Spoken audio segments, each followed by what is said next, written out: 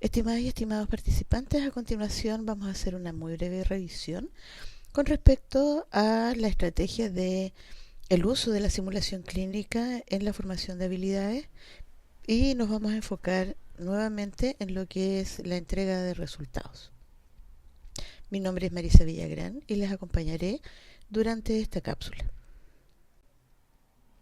Entonces, el logro de aprendizaje en esta parte del curso va a ser conocer estrategias de retroalimentación en la adquisición de destrezas clínicas a través de simulación clínica. Primero vamos a hacer una pequeña revisión histórica del origen de los primeros antecedentes que tenemos de uso de simulación clínica dentro de la obstetricia.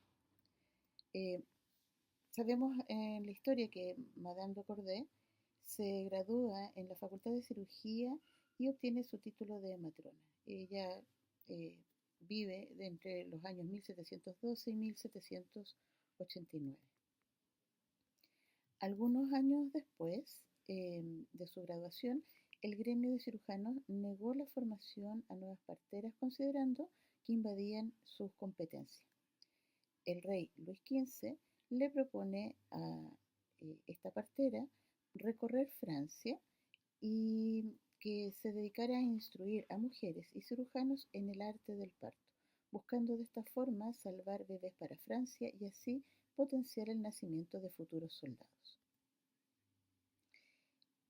Esta partera se dedica entonces a recorrer entre los años 1760 y 1783 cerca de 40 ciudades formando a más de 4.000 mujeres y capacitando a 500 parteras y cirujanos. Hombres y mujeres preparados para continuar con su labor divulgando sus enseñanzas. Cabe destacar que especialmente las mujeres eran analfabetas, dado el contexto histórico, y por lo tanto la forma que ella crea para poder transmitir sus enseñanzas es a través de este artículo que es conocido como la máquina. Es utilizado como una herramienta didáctica y sin duda en ese momento y en ese contexto el más apropiado. Esto correspondía a una pelvis y extremidades reales, osamentas reales, que ella reviste con estos telas y con esta construcción de fetos y de placenta, de membranas ovulares, y de esta forma ella replica las características de una gestación con distintas edades gestacionales. Esto es lo que hoy día llamamos un fantoma, ¿ya? Y por lo tanto esta imagen podría corresponder al primer fantoma que se crea para hacer prácticas de atención de parto en el siglo XVIII. Cabe destacar que se releva en este evento histórico que tras su paso por estas distintas ciudades, efectivamente el índice de mortalidad en los partos lograba descender. Por lo tanto, en relación a la simulación clínica moderna, cabe destacar que es relevante el desarrollo de la bioética, sobre todo desde la Declaración de Helsinki en 1964, que protege a los sujetos, a las personas, como elementos disponibles o que sean válidos como elementos de experimentación o sujetos de experimentación. También actualmente tenemos que tener presente la Declaración de los Derechos de los Pacientes que emerge dando respuesta a la preocupación por la seguridad de los usuarios como sujetos pasivos en los procesos de educación clínica. Por otra parte, con el desarrollo de la educación médica se plantean mayores exigencias para asegurar la calidad de la atención en salud. Además, el desarrollo tecnológico, tanto en la computación, la electrónica, la nueva creación de materiales, eh, también hace que se vayan desarrollando, como decía antes, estos fantomas cada vez más fidedignos, de más alta fidelidad, que incluso pueden eh, replicar signos vitales y ser muy semejantes a un paciente real. También se va sumando en este último tiempo una serie de instrumentos de entrenamiento que están vinculados a la realidad virtual. En cuanto a los elementos que constituyen eh, o que pueden ser utilizados como elementos para simulación clínica son súper diversos, desde algo muy básico como una compresa en donde podemos practicar sutura con un estudiante. Hay simuladores de alta complejidad, como les decía recién, que imitan incluso signos vitales, convulsiones y una serie de elementos que son propios del cuerpo humano. Pero también está el uso de, como estrategia, el uso de pacientes simulados, que son actores, actrices que tienen un guión de un caso clínico y traen entonces un patrón o una guía estandarizada para que todos los estudiantes se enfrenten a la misma situación clínica.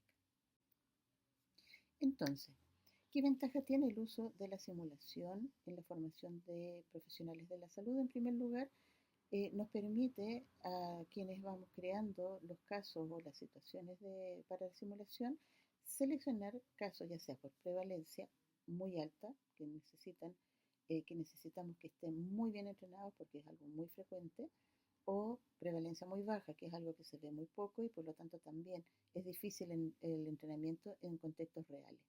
También se pueden seleccionar por su relevancia o importancia.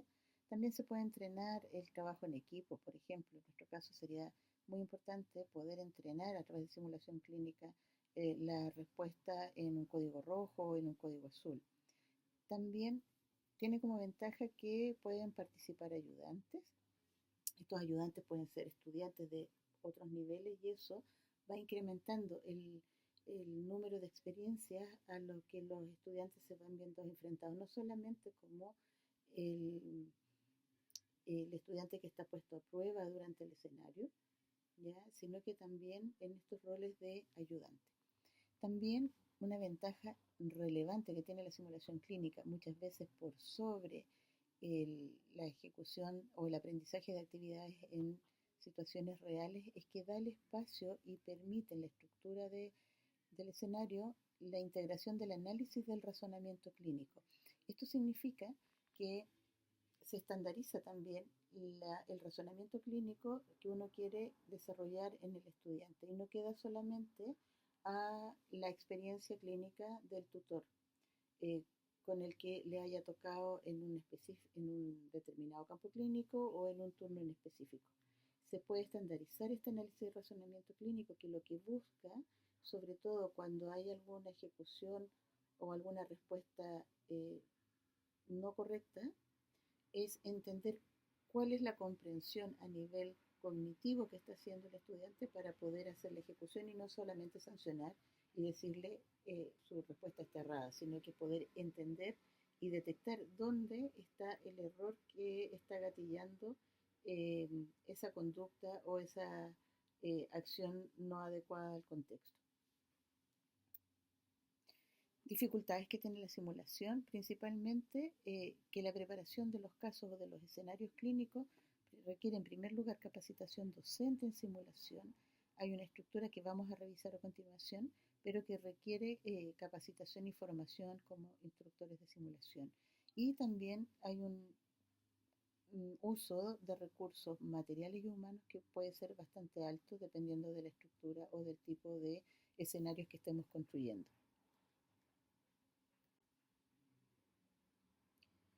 ¿Cuáles son las competencias clínicas que en esta unidad hemos ido identificando como relevantes a poder fortalecer y en actividades que sean formativas, pero también poder evaluar en actividades que sean sumativas? Primero, el conocimiento teórico, la capacidad de hacer razonamiento clínico, no solamente memorizar conceptos, sino que poder razonarlos. También el desarrollo y la habilitación en competencias de habilidades transversales o también conocidas como habilidades blandas, las habilidades técnicas y las habilidades clínicas.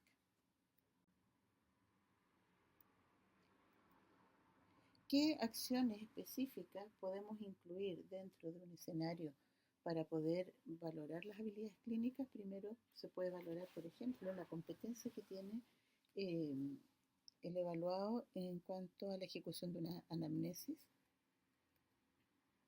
en cuanto a la ejecución de un examen físico, cómo puede ejercitar el planteamiento de una hipótesis diagnóstica y fundamentarla. También la interpretación de exámenes, el uso de comunicación efectiva.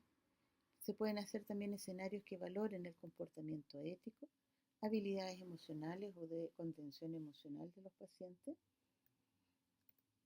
También se puede valorar las actividades que tengan que ver con trabajo en equipo y la toma de decisiones propias del rol profesional, en este caso del rol de matrona-matrón.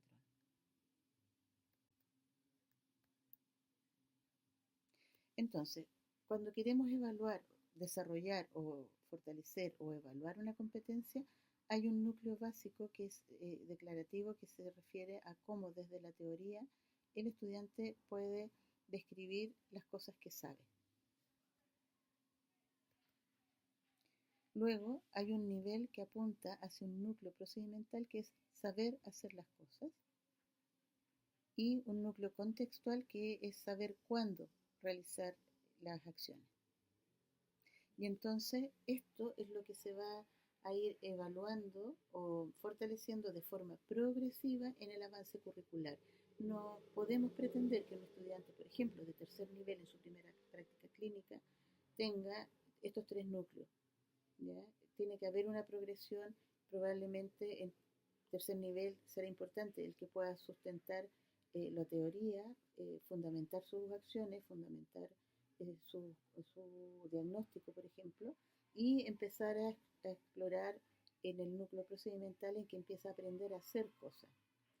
Y en un cuarto nivel podrá ya tener, vamos a fortalecer lo teórico, lo procedimental y vamos entonces a darle contextos cada vez más complejos para que pueda llegar en un quinto nivel ya pudiendo hacer un trabajo más integrativo que no termina, por ejemplo, en un internado. Eh, la malla, esta progresión curricular, apunta hacia un perfil de egreso, pero el perfil profesional se completa 2 o 3 años después de haber egresado y haber ejercido profesionalmente. Por lo tanto, es muy importante entender que la interna o el interno está en un rol de interna o interno en un proceso de formación profesional. No podemos pedirle que se comporte o que actúe como una matrona más o un matrón más porque no lo son, son internos y están en esta progresión de avance curricular.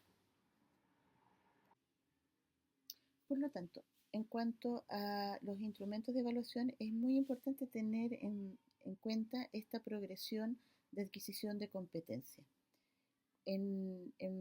Si seguimos la propuesta de la pirámide de Miller, vemos que en la base, en la parte más ancha de esta pirámide, va a estar el conocimiento, va a estar lo que es el saber, ¿ya? Los fundamentos teóricos, la argumentación de fundamentación de las acciones, el saber, para luego pasar a un segundo nivel de la pirámide en donde están las competencias referidas al saber cómo se hacen las cosas. Y esto está básicamente en un nivel cognitivo, ¿ya? En un nivel teórico de aprendizaje.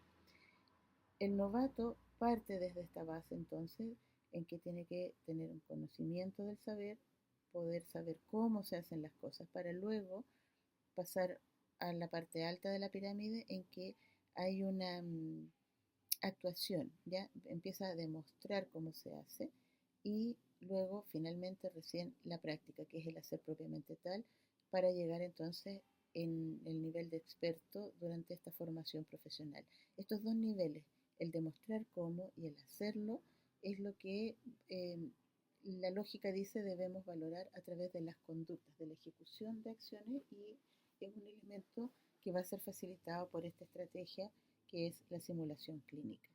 ¿Cómo evaluamos estos primeros, en la base de esta pirámide? El saber a través de la discusión en grupos, evaluaciones orales y escritas, mientras que el saber cómo ya podemos ir planteando primeras situaciones clínicas no tan complejas en las que pueda describir la resolución a través de problemas didácticos.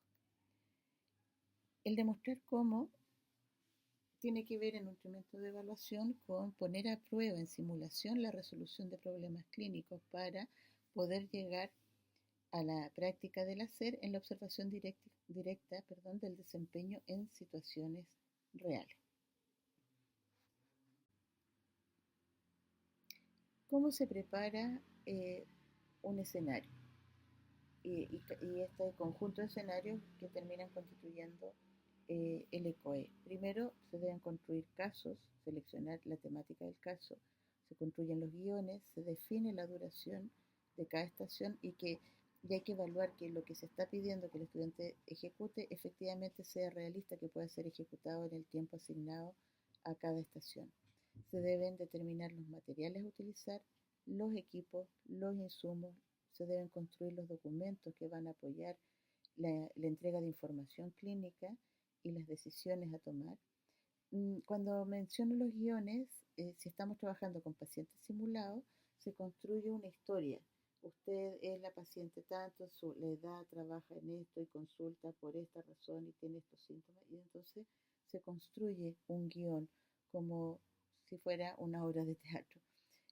Se deben también definir las instrucciones, cuál va a ser la instrucción de la puerta eh, y que tiene que ser clara. Usted darle contexto y ser claro en la indicación. Usted se encuentra en un box de atención de APS y debe realizar la anamnesis de la paciente tanto. ¿Ya? Eh, También pueden preparar recursos digitales, tenemos que tener considerados los requerimientos de recursos humanos, evaluadores, coordinadores del ECOE, del examen, para que transiten los estudiantes por los distintos escenarios. Se tienen que tener claro además eh, los recursos humanos en términos de actores, por ejemplo. En la primera imagen entonces vemos toda la parte material, en la imagen central estamos preparando, dejando los insumos, dejando los documentos que van a estar dentro de cada escenario, y en la última imagen vemos la capacitación de actores en que se revisa el guión y se les va explicando el énfasis que tienen que hacer sobre ciertos síntomas o la información que tienen que entregar o las respuestas que tienen que ir dando a la posible anamnesis que realice el estudiante. En relación a los objetivos de este curso, es muy importante relevar cómo podemos, a través de la simulación, poder fortalecer todo lo que es el desarrollo de habilidades centrado en las personas. Eh, y para ello podemos recurrir a distintas estrategias como es el de ocupar pacientes simulados que van a tener un guión y van a poder entregar información como si fuera un paciente real a nuestros estudiantes. También podemos ir haciendo trabajos con fantomas e ir poniendo pacientes simulados que en realidad reciben otro nombre, se llaman confederados, y que van gatillando a través de preguntas o a través de distintos estímulos que están planificados dentro del escenario, la posibilidad de que nosotros como evaluadores observemos las habilidades que están definidas en el escenario para ser evaluadas. Y también podemos recurrir a la planificación de escenarios a través de fantomas de alta fidelidad. Como dije al inicio, esto es muy importante porque son estrategias que pueden fortalecer mucho la adquisición de competencias, y a través de guiones estandarizados podemos aún ser más fieles en un entrenamiento más estandarizado en relación al foco de desarrollar habilidades o competencias, y también que éstas estén centradas en la atención de personas. Existe una estrategia de trabajo que es la de paciente híbrido, que es un paciente simulado que tiene un guión, pero que se le suman partes de fantoma. Por ejemplo, acá hay una actriz que tiene un abdomen de embarazo, eh, donde el estudiante va a tener que verificar la instalación de un monitor fetal y la valoración de un registro. Eh, lo importante es que este paciente híbrido permite darle contexto y que la actividad en el fantoma eh, tenga también el realismo de la interacción con el paciente. La paciente se puede quejar, puede preguntar, eh, y entonces esta suma de interacción enriquece el ejercicio y el entrenamiento de habilidades de forma más integral y aporta realismo. Eh, Ahí en la última imagen se ve, eh, este es un entrenamiento que hicimos a docentes del Cono Sur, en que ella está con un fantoma representando una herida operatoria donde tenía que hacerse una curación. Y este trabajo con pacientes híbridos puede parecer bastante realista en algunas ocasiones. Sobre la pauta de cotejo, eh, cabe destacar este checklist que precisa en la descripción de la conducta que se va a observar. Esto asegura la objetividad de la evaluación, dejando afuera la subjetividad del evaluador. Por lo tanto, es una pauta que se tiene que revisar y que el evaluador debe conocer a priori antes de aplicarla. Entrega información además clara al estudiante sobre qué elementos son los que debe fortalecer y debe ser precisa en la descripción de la conducta a observar eh, para poder entregar información eh, fundamentada de lo que ya ha ido logrando o incorporando el estudiante en sus habilidades y lo que falta, en un segundo paso, lo que falta por integrar. Como les decía recién, entonces, hay que operacionalizar las conductas e informar sobre los elementos a fortalecer. De los evaluadores y la calificación, entonces, es relevante poder estandarizar lo que se observa para poder calificar. Se sugiere que debieran haber 2 evaluadores por cada estación, porque también a veces el evaluador se cansa, es difícil mantener la atención y también permite objetivar más aún la calificación de que si el criterio que se está evaluando estuvo o no estuvo presente.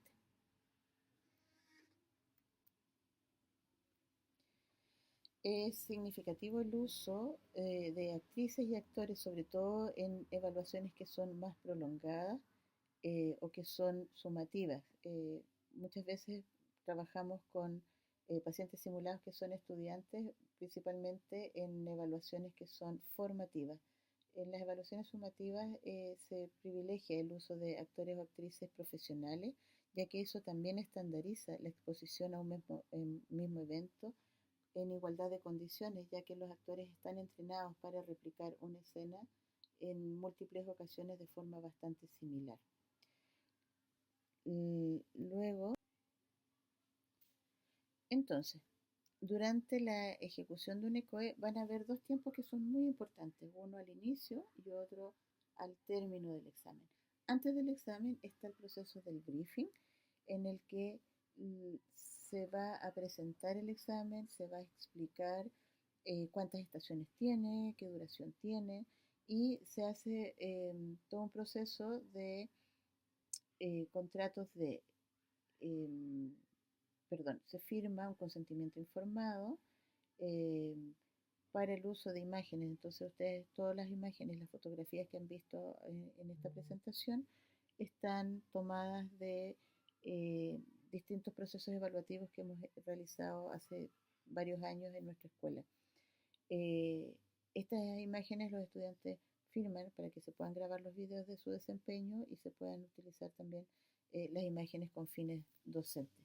Ellos están en la libertad de no prestar sus imágenes para estos usos.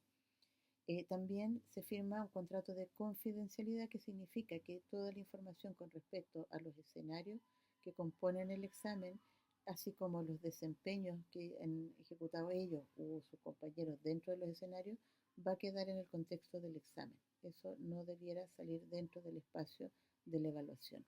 Y también hay un contrato eh, de realismo. Hay cómo ellos se comprometen a actuar de la forma más realista posible, desempeñándose como si estuviesen en un contexto real para poder reducir la brecha de realidad. Y eso también se firma en un contrato o en un convenio o acuerdo. El otro tiempo que está al final del ECOE es el de briefing. Este es el término utilizado dentro de la simulación clínica para referirse a una conversación entre 2 o más personas que revisan un evento real o simulado, en la que los participantes van a analizar sus acciones y van a reflexionar sobre el papel de los procesos de pensamiento, habilidades psicomotrices y estados emocionales con el fin de poder mejorar su desempeño o rendimiento en el futuro. Entonces tenemos el briefing, el ECOE y el debriefing. En el briefing explicamos qué va a pasar, qué se espera de ellos y cuáles son las condiciones de la evaluación. Y en el debriefing se conversa sobre cómo se sintieron, qué cosas ocurrieron, qué hizo, cuál fue su desempeño, cuáles fueron los pasos de la actividad que realizó. Se va a mostrar en primer lugar el progreso, las acciones que logró cumplir o que eran esperadas dentro de ese escenario para luego finalmente mostrar el delta de lo que falta por lograr o cuáles fueron los errores y buscar el razonamiento que sustentó esas decisiones que fueron erradas. Muchas veces en las retroalimentaciones que hacemos en los estudiantes partimos por el error o partimos por lo que faltó.